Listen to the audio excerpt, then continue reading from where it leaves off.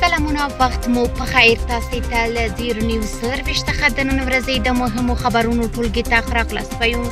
نن پنځشنبه د 1404 هجري لمریز کال د سنبلې 12مه چې د 2015 زیږدیز کال د سپټمبر له 4 سره برابر ده. زه شبنم وزریم او تاسو ته له زیر نیوز سرویس څخه د هیواد او نړۍ مهم خبرونه وړاندې کوم. خو په سر کې د مهمو خبرونو سرټکی. د کونړ زلزلې د تلفاتو زیاتېدل. د اسلامي امارت تازه خپرو شویو شمیرو له مخې تر دې دمه 2215 کسان مړه او 3640 تنه ټپیان دي. د اقتصاد وزیر او د افغانستان لپاره د جاپان سفیر لیدنه. د اقتصاد وزیر د افغانستان لپاره د جاپان له سفیر سره د دوړخیزو اقتصادي همکاریو او بشري مرستو پر پراختیا خبرې کړي. او د افغانستان برېښنا شرکت د ازبکستاني شرکت مسؤلینو سره د 1500 کیلو ولټ برېښنا لیږد پروژې په اړه خبرې کړې دي. د خبرونو تفصیل.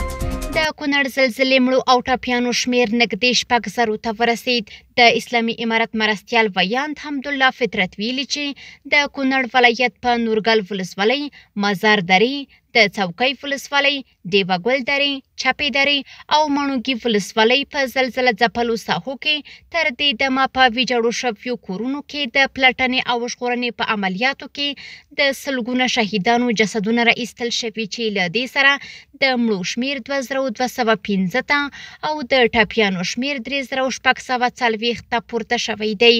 نوموړي زیاته کړې چې د ژغورنې او پلټنې هڅې لا هم روانې دي. په بېلابېلو سیمو کې خلکو ته خیمې درول شوي او د لومړنیو او بیړنیو مرستو لیږد په منظم ډول دوام لري. د اقتصاد وزیر د افغانستان لپاره د جاپان له سفیر سره د دوړخیزو اقتصادي همکاریو او بشري مرستو پر پراختیا خبرې کړي.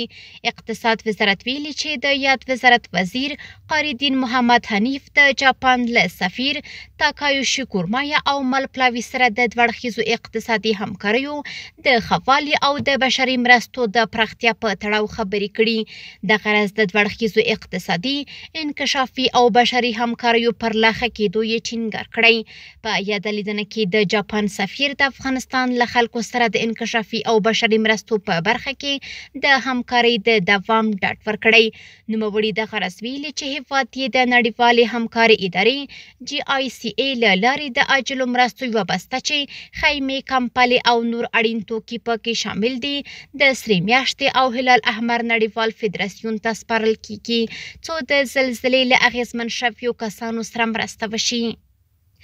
د افغانستان برېښنا شرکت د ازبکستاني شرکت مسؤلینو سره د 1500 کیلو ولټ برېښنا لیږد پروژې په اړه خبرې کړې دي.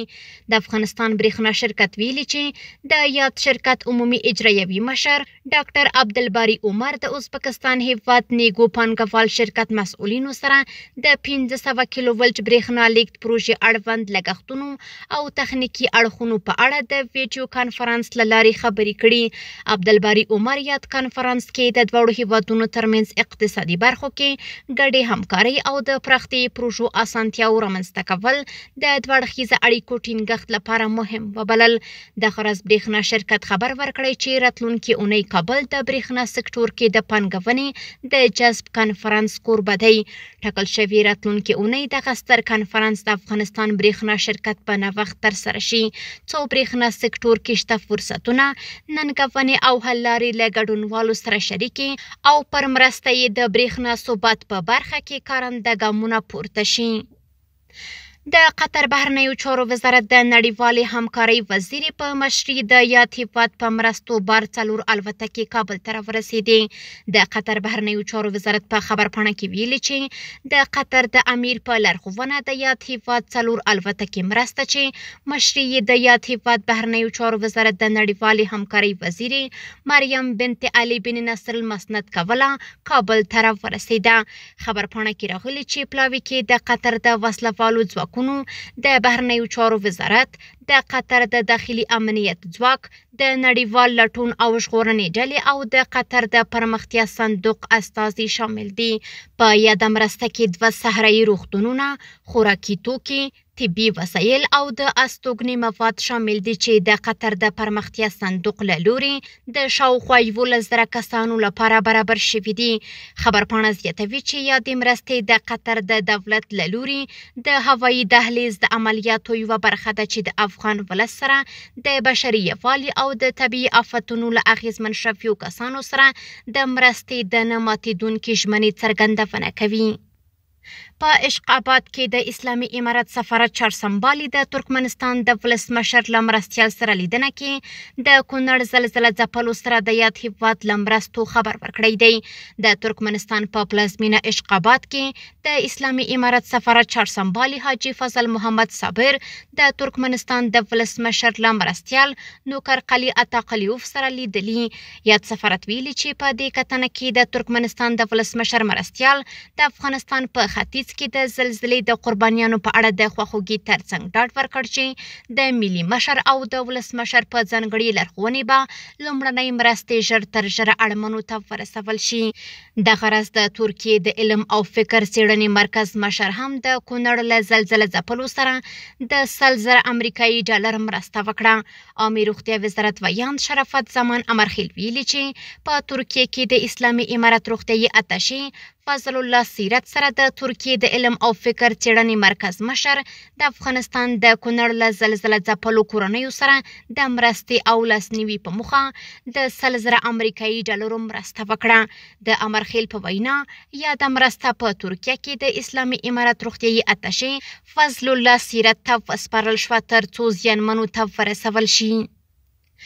د افغان کډوالو د هویتي ستونزو د حل په موخه د اسلامي امارت یو پلاوی ایران ته لاړ.